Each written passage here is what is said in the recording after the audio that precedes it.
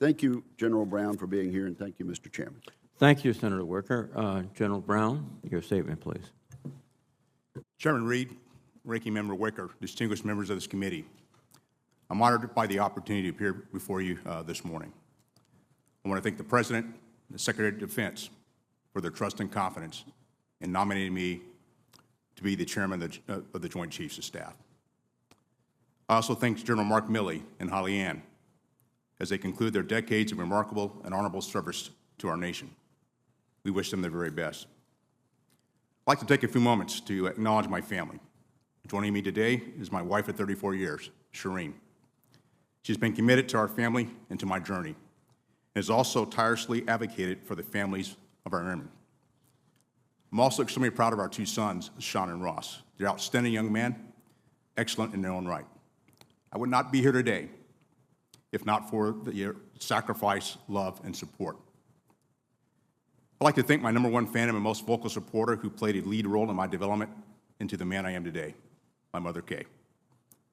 I also want to thank the most influential leader in my career, the officer who commissioned me, my father, Charles, a Vietnam veteran who retired from the United States Army as a colonel after 30 years of service.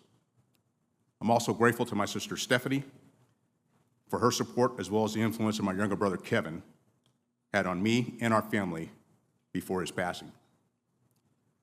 I want to express my gratitude to this committee and the Congress for your continued support, to our men and women in uniform, DoD civilians, and their families.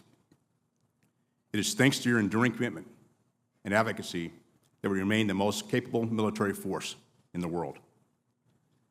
I come before you today having served the last 3 years as a service and Joint Chief.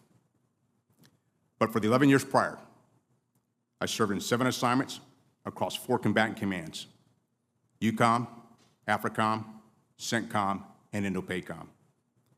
I've held leadership positions focused on our 5 national security challenges: China, Russia, North Korea, Iran, and violent extremists. So I arrive before you having spent less time as a general officer in Washington, D.C., and more time with our fielded forces, allies, and partners, either in conflict or preparing for conflict. Having led warfighters abroad shapes my thinking. As a result, I'm mindful of the security challenges at this consequential time and the need to accelerate to stay ahead of the growing threat. The Department of Defense must implement the National Defense Strategy and prepare a joint force that can win the next war if called upon. A joint force that deters today and into the future to maintain peace. If confirmed, I commit to provide the President and the Secretary of Defense my military advice, informed by the Joint Chiefs and our military leaders. Throughout, I will collaborate with the Department's civilian leadership, their agency, and with our allies and partners.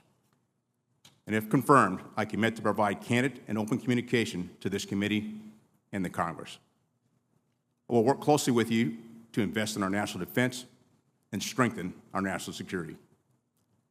Finally, I commit myself to sustaining faith and confidence with our soldiers, sailors, airmen, Marines, Guardians, and DoD civilians and their families. I will likewise work to sustain faith and confidence with the American people and their elected officials. Above all, I will dedicate myself to this proposition, that the American people should understand and know their military and its service members solely as the unwavering defenders of the Constitution and our nation. And thank you again for the opportunity to appear before you today, and I look forward to your questions. Thank you.